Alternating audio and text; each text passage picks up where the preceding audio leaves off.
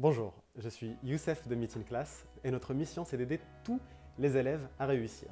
Donc si vous êtes parent d'élèves, cette vidéo est faite pour vous. C'est-à-dire que je vais vous proposer une méthode en 3 étapes qui permettra de vous aider à aider votre élève, ou plutôt votre enfant, à réussir.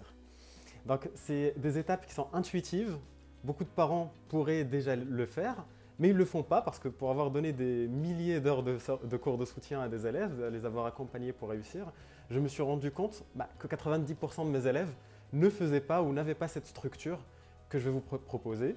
Mais la bonne chose, c'est que ça marche en fait. Une fois qu'on arrête d'aller dans le cas où un peu comme on veut, l'élève il travaille quand il veut, il fait ce qu'il veut, et qu'on met une structure dans ses études, ça réussit. Je vais directement commencer par les 3 étapes. La première, c'est de définir des objectifs clairs et concrets. Donc un objectif qui le motiverait, par exemple devenir ingénieur, devenir infirmier, de faire STAPS, quelque chose plutôt long terme qu'on va descendre au court terme. Par exemple, si aujourd'hui elle a des notes catastrophiques en maths, il devrait atteindre au moins par exemple 10 sur 20 d'ici la fin de l'année. Donc ça c'est un objectif concret. S'il s'en sort un peu mieux et qu'il a 14 sur 20, l'objectif ce serait d'avoir 16 pour être plus facilement par exemple médecin ou ingénieur ou intégrer des classes préparatoires aux grandes écoles.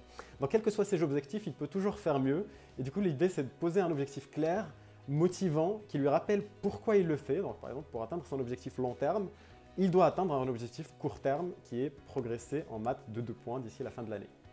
Ensuite, il doit falloir, donc deuxième étape, faire un planning pour dire comment il va atteindre cet objectif.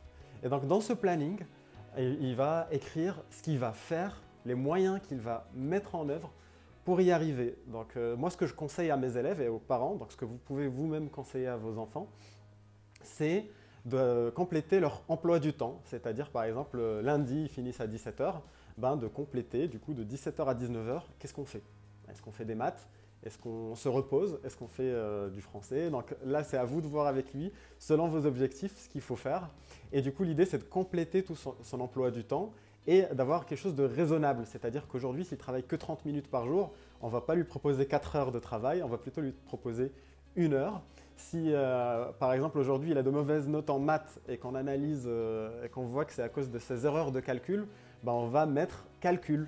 Donc, on va essayer d'analyser pourquoi il n'a pas de mauvaises notes et de proposer des solutions. Donc si aujourd'hui vous ne suivez pas beaucoup vos enfants et que vous avez besoin d'aide là-dessus, vous pourrez demander à un professeur particulier ou n'importe quel professeur, ou même me demander à moi en commentaire, donc j'essaierai de répondre à vos questions, soit en commentaire, soit dans une prochaine vidéo.